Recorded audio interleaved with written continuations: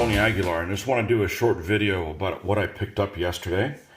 I have been a user of Vallejo paints for a long time, model color for many years, and I've been a big fan of them because of the whole eyedropper system that they have, and so I'm definitely sold on that. Easy to not make a mess or everything, but I had heard about these AK paints, AK Ammo Mig paints for a long time, and a couple of months ago I decided to pick up one of these sets. This is the 1943-45 German set. It's specifically modeled for wargamers, I guess, because they have lots of ammo, makes all kinds of different modulation sets and stuff like that, and this one gives you some of that, but doesn't go into like ones that have a lot more detail than that. You got your basic colors and everything. I searched for a good price on this, and I ended up getting it from a place called spraygunner.com, and that's their website. And it's actually actually they have a storefront as well, but I had a really good experience with this. They have really good prices. I've been using these to paint my German stuff, and here it breaks down what's in each one of these sets. So it gives you these 6 bottles of paint there for this. I've been using this for a couple months now. I've been really happy with it. They have a storefront in the Tampa area, in the suburbs of Tampa, a town called Oldsmar. And I happened to find myself in the area. I figured, well, let's go ahead and go to the store and see what they have there. I should have taken pictures inside the store. It is the most organized place I'd ever seen in my entire life. And I told them I was going to make a video on this, and they seemed to be okay with that. But I did pick up some paints from there, and I'll show you what they have. It's extremely organized. Imagine like a Home Depot, except it's much more cozy. And everything, you can just walk through there. Everything is extremely well labeled. They had lots of stock of everything.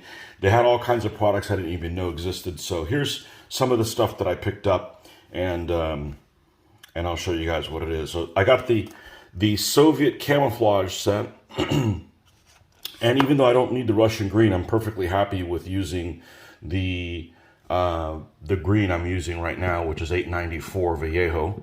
I don't mind having that, but we're going to do some 3-color camouflages on some of my early Soviet stuff, so I didn't mind picking up the Russian brown.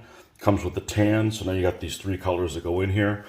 Then these protective green and the basic protector are 2 pre-war greens that you might see some vehicles early on in. Slightly variations of those. And here's an interesting one, washable white paint. And if you look at the side here, it actually tells you what the colors come in here. 4BO, green paint uses a primer protection from corrosion and camouflage color, standard color from 1941 onward, but also used before. So that's just standard Russian green. Then you got 3BAU, dark green paint uses a primer protection from corrosion and camouflage. Standard color used between 1935 and 39, though this color could be found on vehicles until 1942. And that is this color here, which almost looks like it's got a little bit of a blue hue to it. But 6K, brown color uses camouflage. 15 to 30% of the surface of vehicles painted in 4BO. 7K is a sand color used to camouflage 15-30% of the surface of vehicles painted in 4BO. Protective green, light green paint uses a primer protection from corrosion and camouflage color found on vehicles before 1941.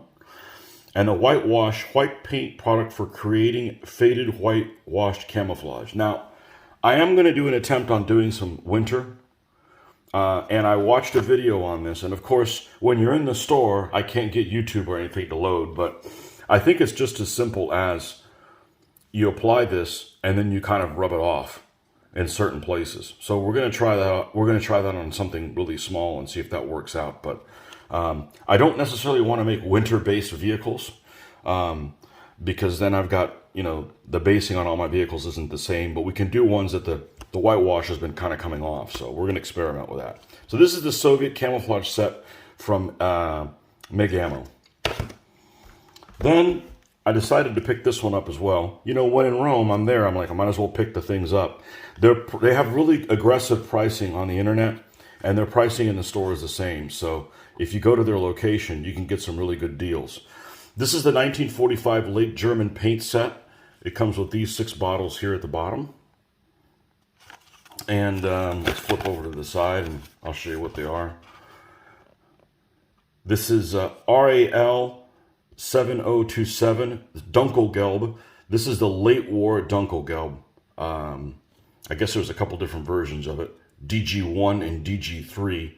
And these are ones that were used, you know, in the after Normandy period, certainly. So, and it should be more of a lighter color, as you can see there. In some of these vehicles, if you look at pictures online, that's what you'll see. You'll see almost like a really light buff instead of being more like a mustard color that's a little earlier. It comes with the 8012 Rot Brown, which is the primer color used in German vehicles during World War II, specifically in the last stages of the war. So that's this color here. They literally primed the whole thing in red, and then they added camouflage on top of it. And then the next 3 colors are dark green base, and light green base. And they're all for obtain modulation, light, and volume effects with a combination of each other. And that's this base color of the Panther and also this Jagdtiger.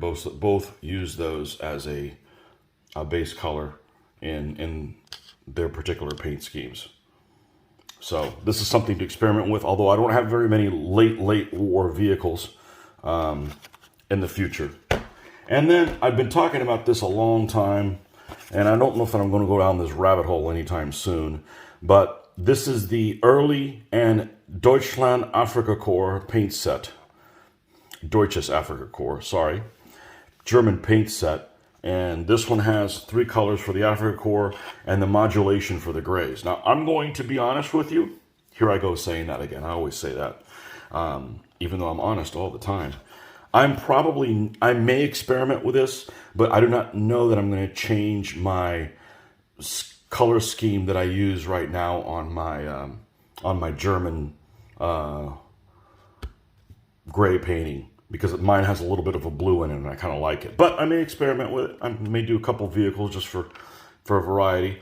But here's the 6 colors it comes with. Of course, there's pictures of them on the back. Oh, I didn't show you that. Here we go. How silly of me. Always making mistakes. Here's the examples of the vehicles on the back. These things are beautiful, you know, and I kept this one. I'm not going to get rid of these boxes. They're beautiful boxes. You know, whoever painted these did an excellent job. And here is the examples of the Soviet vehicles with the paint colors that they used. And you can find all this stuff online on the Ammo Mig website. Here is the 1945 late German paint set. Gives you some ideas on what colors they use where in these examples. Really nice looking stuff. If I had to guess, I'd say these are 15mm models. I don't know that for a fact, but it seems to be that way. And here's the one we were just talking about that I interrupted myself on. And examples of them being used as well. So you've got the modulation that's an early Tiger 1. In 1942, no doubt. Here is the base color where they based this color gray, and then they added 2 different colors of modulation or sand color on top of it for their Afrika Korps. And then we have one here that's just in the base gray with just 1 color, as they like to do in southern Russia in 1942. And later on as well, sometimes before they went completely to the Dunkelgelb color. But this particular set has RAL 707 Sandgrau, base color for German vehicles until 1943. Then we have 7028 Dunkelgelb. This is a different one than the standard Dunkelgelb. Sand gray color used for the DAC camouflage scheme from March 42 through May 43. Then we have Gelb Brown, DAC camouflage base color introduced in March 42, combined with RAL 707, covering 2/3. and then the 3 colors of modulation for the gray base.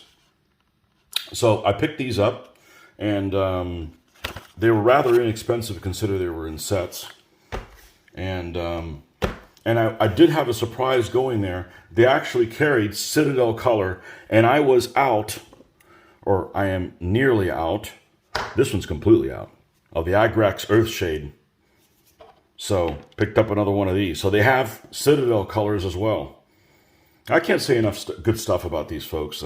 I talked to the guy there for a while and about what we were doing, and that I really appreciated that they're carrying the stuff. They used to start off as a place for, you know, different kind of spray guns, not necessarily for modeling, and it's kind of turned into adding different products for, you know, to kind of get into different areas so that they can supply different things for different folks. So anyhow, you can check them out online. Their store is amazing, and yeah, go check them out. Anyways, good experience with spraygunner.com, and we'll see you guys on the next one using some of these products right here. Okay, until the next time, folks. See ya.